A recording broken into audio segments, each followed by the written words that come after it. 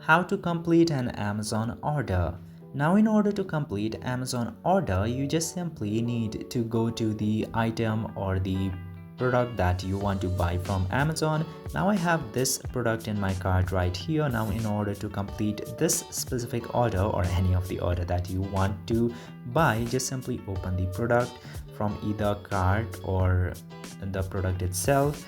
Then you just simply need to scroll down and you will see the option of buy now. Tap to buy now button, and once you tap to buy now button, you just simply need to set up a delivery address at very first.